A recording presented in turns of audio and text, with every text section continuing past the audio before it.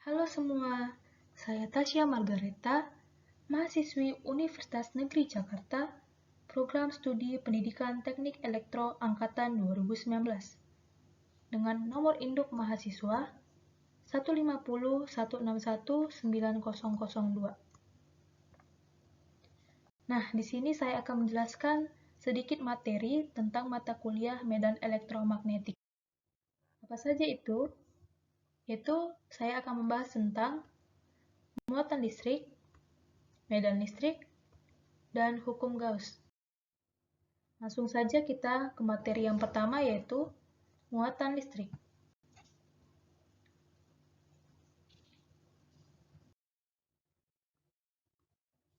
Nah, muatan listrik adalah sifat atau muatan dasar yang dibawa partikel dasar sehingga menyebabkan partikel dasar tersebut mengalami gaya tarik-menarik dan tolak-menolak, atau muatan dasar yang dimiliki suatu benda yang membuatnya mengalami gaya pada benda lain yang berdekatan dan juga memiliki muatan listrik. Jadi, simbol dari muatan listrik adalah Q, dan satuannya adalah kolom.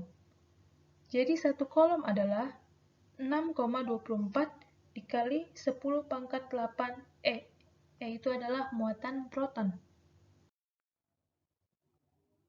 Jenis-jenis muatan listrik.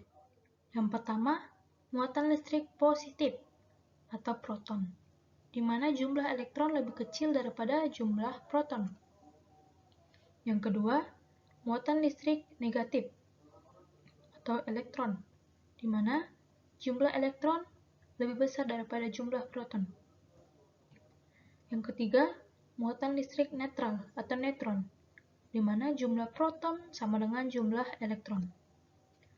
Kita bisa lihat dari gambar ini, yaitu muatan positif akan mengakibatkan atau menyebabkan garis-garis gaya listrik menuju keluar. Sedangkan muatan negatif, garis-garis gaya listriknya menuju ke dalam. Namun, muatan netral tidak menunjukkan garis-garis itu, karena jumlah proton sama dengan jumlah elektron.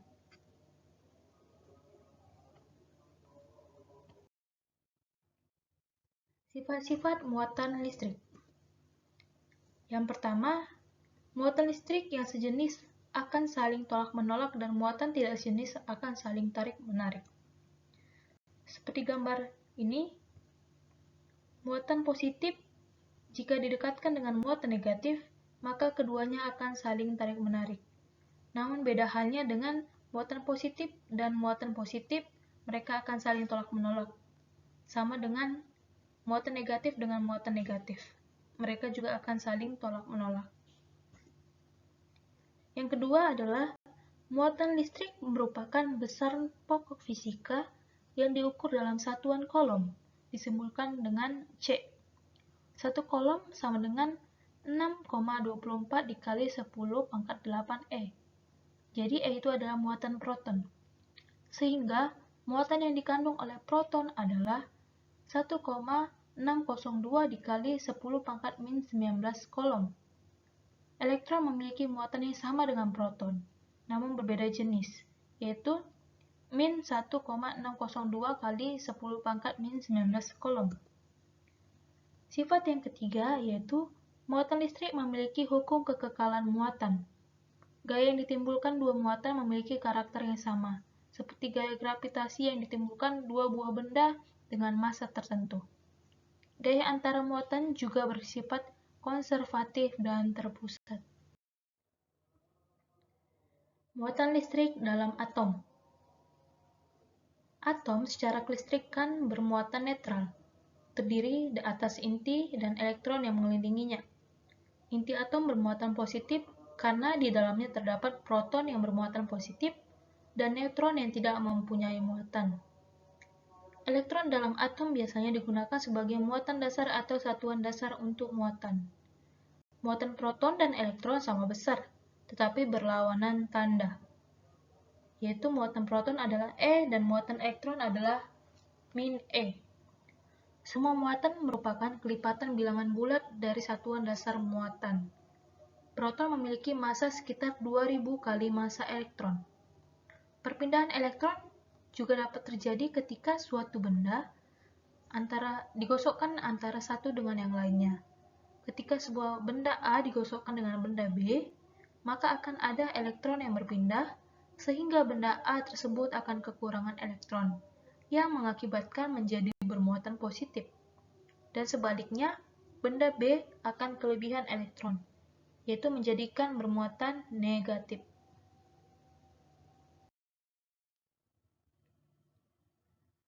Lanjut ke isolator dan konduktor. Perlu kita ketahui bahwa pergerakan sebuah elektron dalam beberapa bahan atau material akan menentukan nantinya bahan tersebut sebagai bahan yang dapat mengalirkan arus listrik atau tidak. Sebuah bahan konduktor adalah bahan yang mampu mengalirkan arus listrik, yaitu elektron dapat bergerak bebas, misalnya adalah besi. Dan material yang semua elektronnya tidak bergerak bebas, atau dengan kata lain, semua elektronnya terikat kuat pada atom-atomnya, disebut dengan isolator. Nah, kita akan membahas tentang rumusnya. Rumus muatan listrik adalah hukum Coulomb. Jadi, hukum Coulomb adalah hukum yang menjelaskan hubungan antara gaya yang timbul antara dua titik muatan yang terpisah oleh jarak tertentu, dengan nilai muatan dan jarak pisah keduanya. Hukum ini menyatakan, apabila terdapat dua buah titik muatan, maka akan timbul gaya di antara keduanya, yang besarnya sebanding dengan perkalian nilai kedua muatan, dan berbanding terbalik dengan kuadrat jarak antara keduanya. Maka secara sistematis dirumuskan dengan F sama dengan K. K ini adalah konstanta, dikali Q1 kali Q2 per R kuadrat. Jadi F ini adalah gaya tarik-menarik atau tolak-menolak. Satuannya adalah Newton. Q adalah muatan listrik, satuannya Coulomb. R adalah jarak kedua muatan. K itu adalah konstanta, di mana dalam mencari konstanta bisa dipakai rumus ini, yaitu 1/4 dikali Pi dikali epsilon 0. Sehingga sama dengan 9 kali 10 pangkat 9 Newton meter kuadrat per Coulomb kuadrat. Epsilon 0 adalah permitivitas listrik dalam ruang hampa atau udara, yang nilainya 8,85 dikali 10 pangkat min 12 Coulomb kuadrat per Newton meter kuadrat. Nah, jika lebih dari dua muatan yang berinteraksi, maka berlaku prinsip superposisi, yaitu gaya pada Q1 F1. Oleh beberapa muatan adalah superposisi gaya interaksi antara Q1 dengan masing-masing muatan. Sehingga rumusnya adalah untuk mencari gaya 1, F1 sama dengan F12 ditambah F13 ditambah F14 ditambah seterusnya. Jadi F12 adalah gaya yang bekerja pada Q1 dan Q2. Gaya yang timbul dapat membuat kedua titik muatan saling tarik-menarik atau saling tolak-menolak, tergantung nilai dari masing-masing muatan. Muatan sejenis atau bertanda sama saling tolak-menolak, sedangkan muatan berbeda jenis saling tarik-menarik. Kita lihat dalam gambar ini, yaitu muatan positif dipisahkan oleh jarak R dengan muatan positif kedua. Namun gayanya saling tolak-menolak. Seperti halnya dengan muatan negatif dan muatan negatif. Tapi hal ini tidak berlaku antara yang berlawanan jenis, yaitu muatan positif dan muatan negatif. Walaupun terpisah dengan jarak R, namun gayanya tetap tarik-menarik. Kita akan membahas contoh soal, yaitu bola konduktor dengan jari-jari 10 cm bermuatan listrik 500 mikrocoulomb. Titik A, B, dan C terletak segaris. A, B, dan C itu segaris terhadap pusat bola dengan jarak masing-masing 12 cm. Oh, ini adalah pusat bola.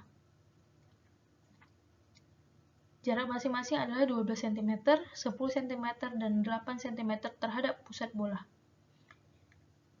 Hitunglah kuat medan listrik di titik A, B, dan C.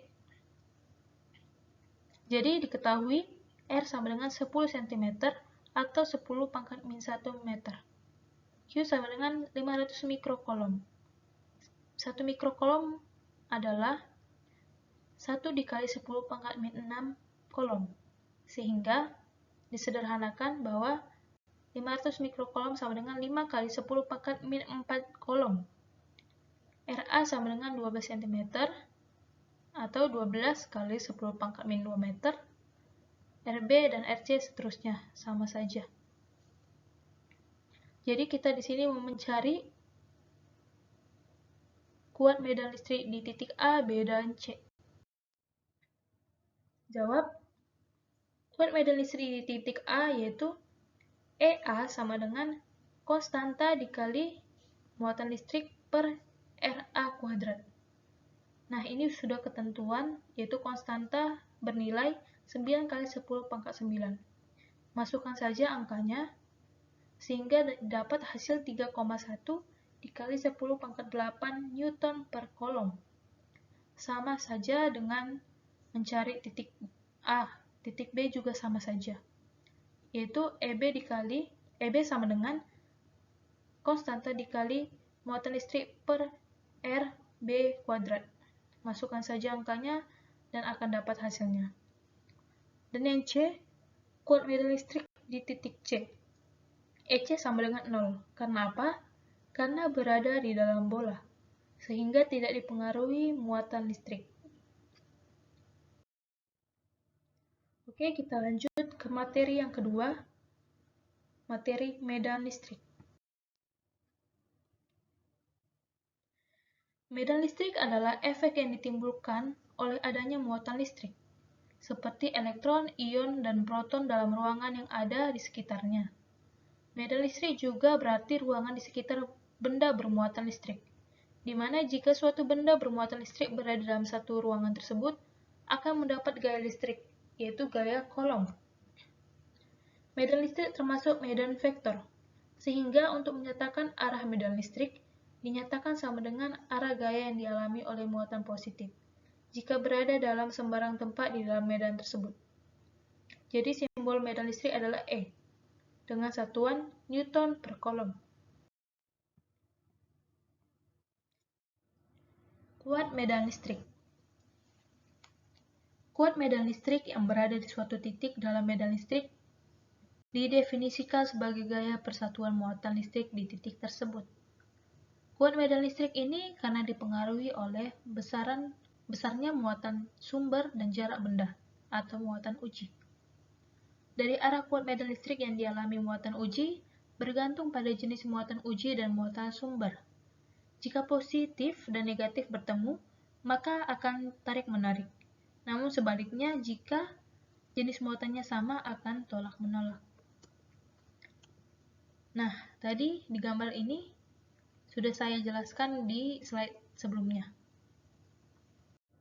Di sini saya akan menjelaskan maksud gambar ini, yaitu yang pertama, arah medan listrik menjauhi muatan positif dan mendekati muatan negatif. Dengan demikian, arah garis-garis medan listrik juga menjauhi muatan positif dan mendekati muatan negatif. Apabila muatan positif berdekatan dengan muatan negatif, maka garis-garis medan listrik digambarkan keluar dari muatan positif menuju muatan negatif. Seperti gambar ini, dari muatan positif keluar menuju muatan negatif. Dan sebaliknya, apabila muatan positif berdekatan dengan muatan positif, garis-garis medan listrik digambarkan keluar dari masing-masing muatan positif dan saling menjauhi. Dan perlu diketahui bahwa kuat medan listrik diawali oleh jarak antara garis-garis medan listrik. Jadi semakin dekat garis-garisnya, maka semakin kuat medan listriknya. Dan semakin jauh garis-garisnya, maka semakin lemah medan listriknya.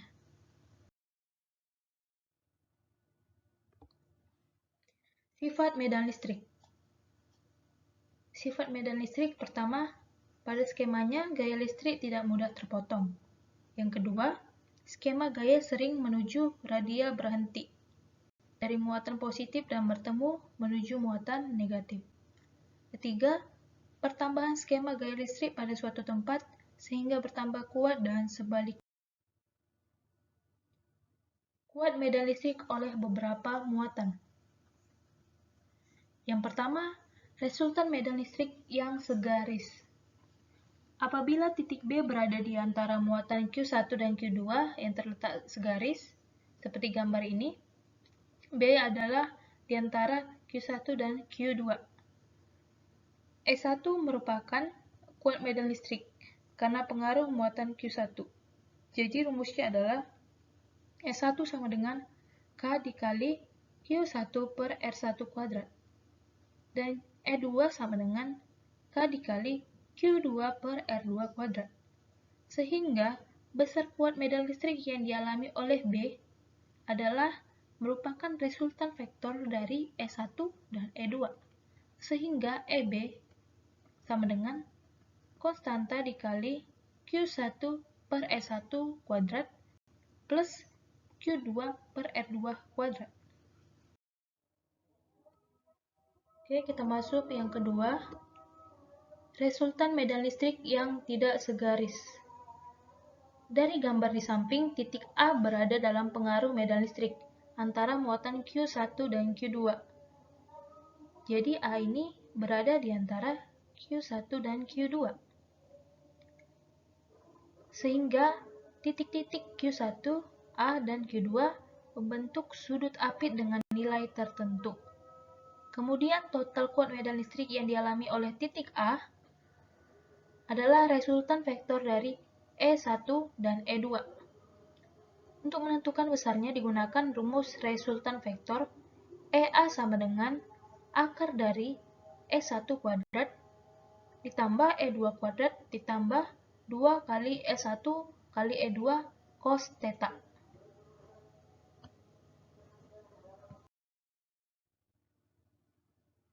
Nah, kita akan membahas tentang rumus medan listrik. Secara sistematis, rumus medan listrik adalah E sama dengan F per Q, di mana E adalah kuat medan listrik dengan satuan Newton per kolom, dan F adalah gaya kolom, dan Q adalah muatan uji. Namun jika diketahui rumus gaya kolom antara muatan sumber Q dengan muatan uji Q sama dengan F sama dengan K dikali muatan sumber dikali muatan uji per R kuadrat. Maka rumus medan listrik menjadi E sama dengan F per Q. Sama dengan dijabarkan saja, F-nya tadi adalah K dikali muatan sumber dikali muatan uji per R2, R pangkat 2, per Q. Sehingga didapatin hasilnya adalah E sama dengan K dikali muatan sumber per R kuadrat. Oke, kita masuk ke contoh soal. Jika diketahui muatan Q1 sama dengan min 20 mikrokolom dan muatan Q2 sama dengan min 40 mikrokolom, jika pada titik P yang jaraknya 20 cm dari Q2, resultan kuat medan listrik bernilai 0. Berapakah jarak titik P dari muatan Q1? Jadi, kita akan mencari jarak P dengan Q1. Maka, resultan kuat medan listrik bernilai 0 pada titik P. Oleh karena itu, E1 sama dengan E2. Jadi, rumus E1 sama dengan K dikali Q1 per R1 kuadrat sama dengan K dikali Q2 per R2 kuadrat. K-nya kita hilangin saja, karena nilainya sama. Oke, langsung saja masukin nilai-nilai ini, sehingga hasilnya adalah R1 pangkat 2 sama dengan 0,02. Sehingga R1 sama dengan 14 cm. Jadi, jarak titik P ke muatan Q1 sama dengan 14 cm.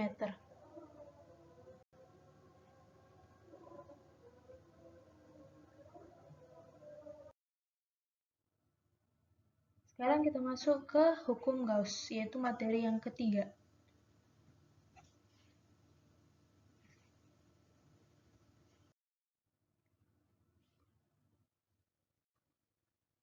Hukum Gauss adalah hukum yang menentukan besarnya sebuah flux listrik yang melalui sebuah bidang.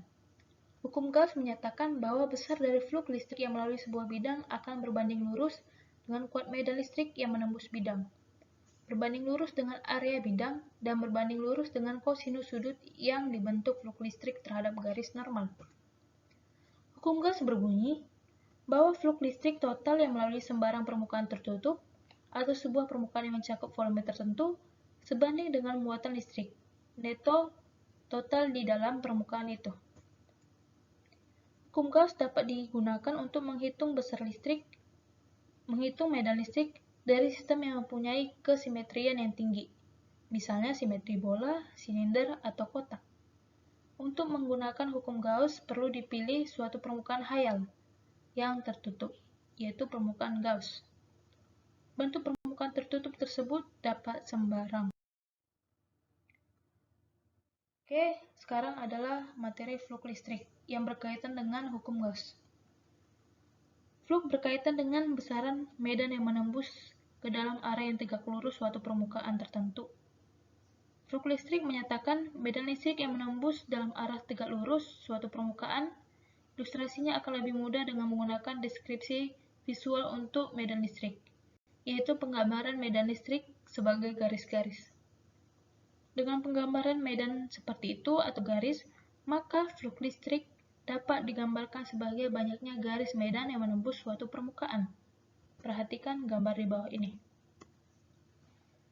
Nah, dari gambar ini kita melihat bahwa garis medan listrik menembus luas bidang yang sejajar dengan garis normal. Sehingga rumus flux listrik tersebut adalah pi sama dengan E dikali A.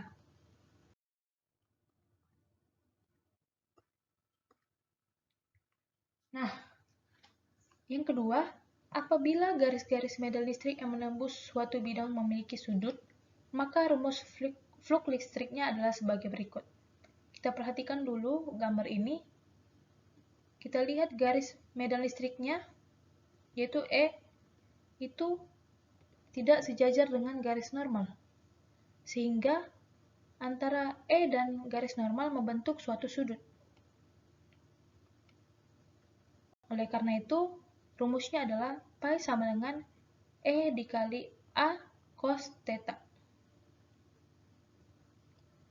Jadi, pi ini adalah flux listrik, atau satuannya adalah Weber. E sama dengan kuat medan listrik, satuannya Newton per Coulomb. A sama dengan luas bidang meter kuadrat. Theta sama dengan sudut antara E dengan garis normal.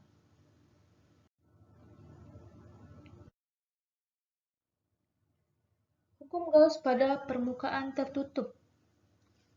Rumusnya adalah pi sama dengan integral tertutup dikali E dot dA sama dengan sigma I dari QI per epsilon 0.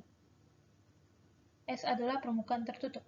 Sehingga integral tertutup dikali D dot dA sama dengan sigma dari I QI. Jadi D sama dengan epsilon 0 dikali E. Hukum Gauss pada permukaan bola. Kita lihat di sini adalah gambar bola. Jadi di titik ini adalah titik Q. Dan R ini adalah jari-jarinya. Dan E ini adalah garis medan magnet. Jadi pi sama dengan integral tertutup dikali E dot dA sama dengan Q per epsilon 0. Sehingga integral tertutup dari E dot dA sama dengan Q per epsilon 0. E sama dengan E dikali 4pi R kuadrat sama dengan Q per epsilon 0. Jadi E ini adalah 1/4pi R kuadrat dikali Q per epsilon 0 sama dengan 1/4pi epsilon 0 kali Q per R kuadrat. Jadi E sama dengan 1/4pi epsilon 0 kali Q per R kuadrat kali R. Hukum Gauss di sekitar bidang permukaan. Kita bisa melihat ini adalah gaya listriknya. Ini adalah medan. Ini adalah bidang permukaan. Jadi garis ini menembus bidang ini. Sehingga rumusnya adalah sigma sama dengan Q per A. Sehingga integral luasan tertutup dari E dot dA sama dengan Q per epsilon 0. Sehingga sigma sama dengan Q per A. 2AE sama dengan sigma A per epsilon 0. Sehingga E sama dengan sigma per 2 epsilon 0. Jadi, sigma sama dengan muatan persatuan luas. Lanjut, hukum Gauss di sekitar kawat bermuatan merata. Diperoleh rumus Q per L sama dengan lambda. Jadi, integral tertutup E dot dA sama dengan Q per epsilon 0. E dalam kurung 2πr dikali L sama dengan Q per epsilon 0. Sehingga Q per L sama dengan lambda. E sama dengan Q per 2πr epsilon 0. Sehingga sama dengan 1 per 2π epsilon 0 kali lambda per R. Jadi lambda adalah muatan persatuan panjang. Lanjut, hukum Gauss pada bola bermuatan. Di sini kita bisa lihat bola isolator bermuatan merata dengan rapat muatan. Sehingga P sama dengan Q per V sama dengan Q per 4/3 πr kuadrat sama dengan 3Q per 4πr pangkat 3. Jadi di dalam bolanya yaitu integral tertutup dari E dot dA sama dengan Q per epsilon 0. Q ini adalah muatan yang dilingkupi S1. Q sama dengan P dikali V1. Jadi P dikali 4/3 πr 1 pangkat 3. Dan di luar bola, integral tertutup S2 dari E dot dA sama dengan Q per epsilon 0.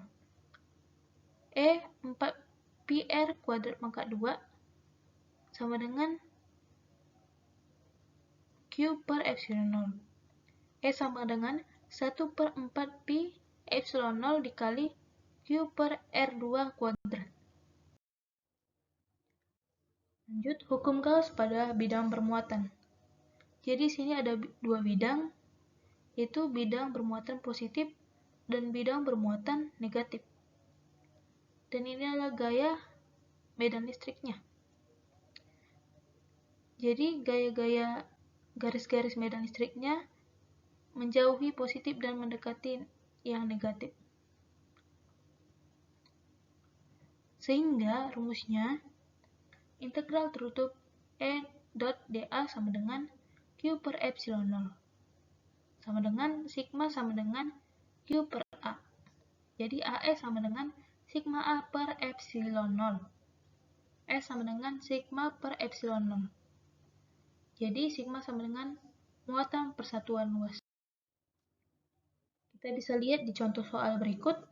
Yang pertama, jika terdapat persegi dengan panjang sisi 20 cm, lalu bila sebuah medan listrik homogen sebesar 200 Newton per kolom ditembakkan ke arahnya dengan arah yang tegak lurus bidang persegi tersebut, berapa jumlah garis medan listrik yang menembus bidang persegi tersebut atau flux listrik? Nah, seperti yang tadi sudah dijelaskan, bahwa arahnya itu sejajar dan tegak lurus, berarti tidak ada sudut yang dibentuk. Sehingga kita cari dulu luas perseginya. Luas persegi sisi kali sisi berarti 20 kali 20 sama dengan 400 cm kuadrat atau 4 kali 10 pangkat min 2 meter kuadrat.